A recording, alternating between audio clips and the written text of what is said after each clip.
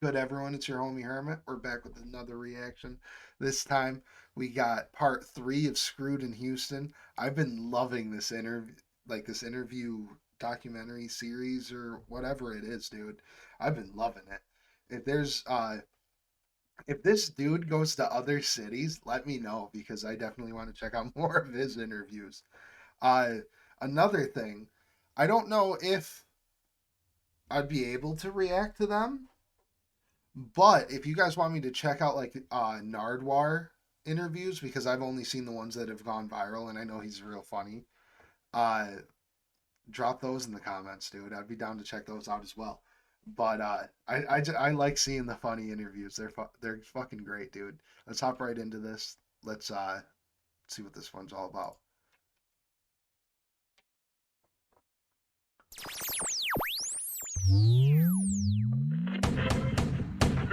Let's see it.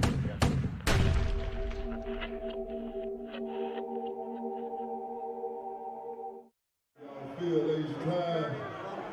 God damn it, it's my city. Drop that motherfucker.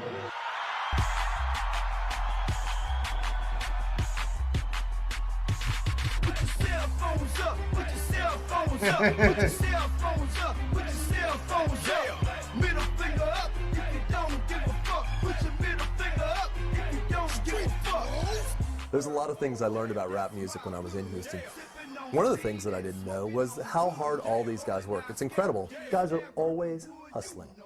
So every time you walk up somewhere, your pockets are filled with flyers and stickers, and everywhere they go, it's a new promotion, and they've got a new CD, and they're doing all this stuff. It's nothing Right like on. some lame little indie rockers here in Brooklyn who are moping around. They're businessmen, and then they're rappers. I like that. Dude, I got the same mentality because like they were telling I had people telling me you're a streamer. You're supposed to be having fun with it. You shouldn't be worrying about, and I'm like, bitch, I'm a business. And my business is video games. You know what I mean? So I fucking feel that. I really feel that. New CD, and they're doing all this stuff. It's nothing like some lame little indie rockers here in Brooklyn who are moping around. They're businessmen, and then they're rappers. There's nothing left for me to do but hit that road. Trunk full of CDs, slanging them hoes. You gotta grind and put it down every day, every night, live it, talk it, walk it every day, and it's gonna go down for you, baby. Hey.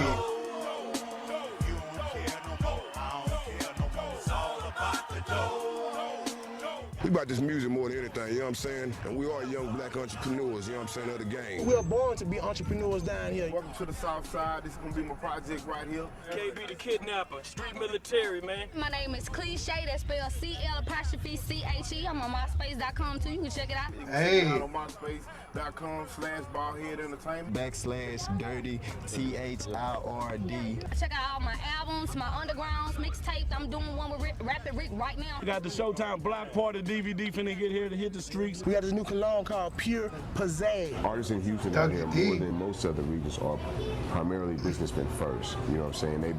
They took all the fun out of this shit for us out here. You know what I'm saying? All the making a record and going somewhere and giving someone your demo, hope you get a deal. We did that shit. We tried that shit for years. Got turned down at every door. You know what I'm saying? Slammed in your face. Rugged and raw, flow skills with no flaws. Got you wondering how I rip this mic up with no claws. None of these guys ever thought they'd ever get a major recording deal. You know what I'm saying? Most of them had seen people try before them. Some of them had tried themselves. And so a lot of these cats learned to make what they needed to make happen outside of the system. We just said fuck it, and it's that fucking mentality that gets these cats these great deals, and they're able to take advantage of the game like they want to. Flow technique and genius. How could I fail? You could not rap me. Just reacted to him for the first time. I started off with street military back in the 90s. We put our first record out in 91, you know what I'm saying, on Gerard Records. Back then, we were selling records without getting no radio play. We made our mark on the streets. The radio ain't make us. We made our mark on the streets. Yeah. These guys operate outside of the major record label system. I like that. So they make more money selling it out of the back of their car, selling it on the street, hustling it themselves, than they would ever make if they signed a deal. Watch out for us, man. We got a lot of big things coming. I mean, it's rumored that DJ Screw sold something like 50,000 copies of a single mix. I think the Screw sound and the fact that someone like Screw was selling these thousands of mixtapes out of his house, and people were getting all this big local fame and shit off of mixtape songs, and then, you know, guys were selling 40, 50,000 units based on this type of stuff. They weren't just a new artist looking for a deal, they were businessmen. Hey, Reno. If they want to try to come down here and use us to latch on to the southern music buying market, it's going to cost them because we're already tied into the market and we don't need them to get our music to the people. Rap business is lucrative, we move units by the pound. All I need is distribution, $8 a CD at wholesale price. Fuck another record company trying to fuck me. Hey, it's over with.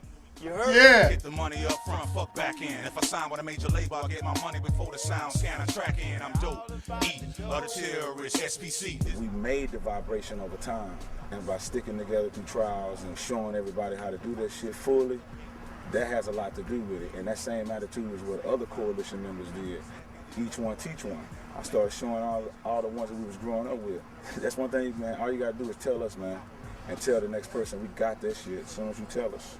You know, shit, I remember at a point in time where we used to go rent time in studios, you know what I'm saying, shit like that, you know. Shit, we ain't gotta do that no more. There's a real tradition in Houston of putting your money back into your home recording studio. So when you go to somebody like Devin the Dude's place, you're totally blown away by his setup. Dude, that's what it's all about. You gotta spend money to make money. You gotta fucking put it into your setup to be able to do it yourself, you know? I love that mentality. There's a real tradition in Houston of putting your money back into your home recording studio. So when you go to somebody like Devin the Dude's place, you're totally blown away by his setup.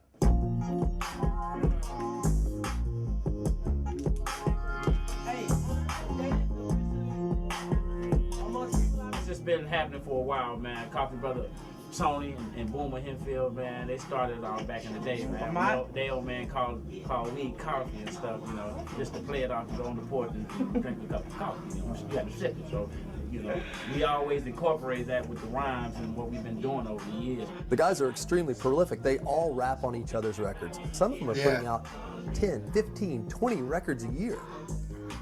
There are some grinders. There are some true grinders in this business today. These dudes work.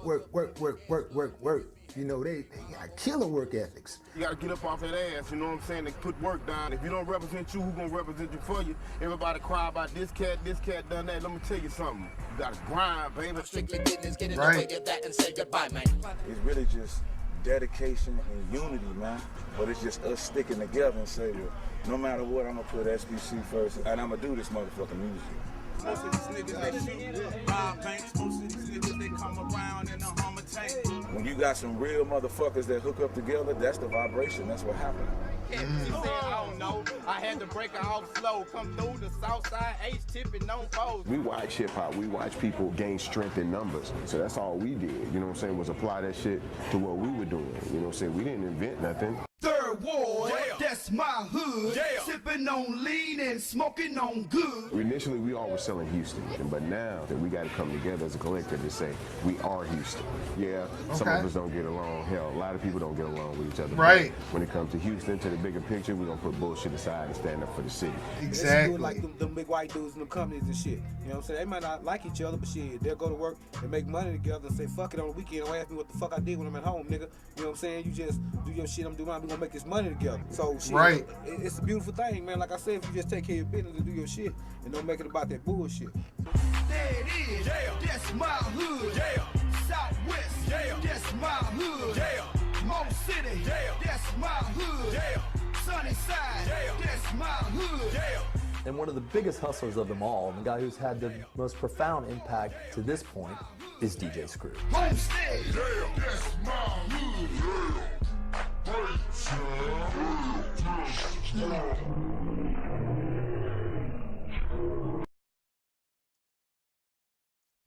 Dude, I'm loving this.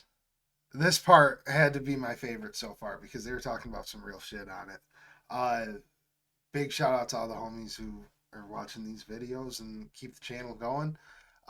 Appreciate everyone who's a Patreon supporter. NF Jose, RJ Boom Boom, Diego, Brian, Ray Ray, Ninja, Drake, Daniel, Dylan, Josue, Hip Hop Lover, DJ Chio, Rudolph, Roxanne, Firdaus, Mako, DJ Bish, Polly, and Cold. You all have an amazing rest of your day. Be sure to check out the Instagram and to say what's up in the Discord. But other than that, man, you all have an amazing rest of your day. We'll catch you at the next one. Peace.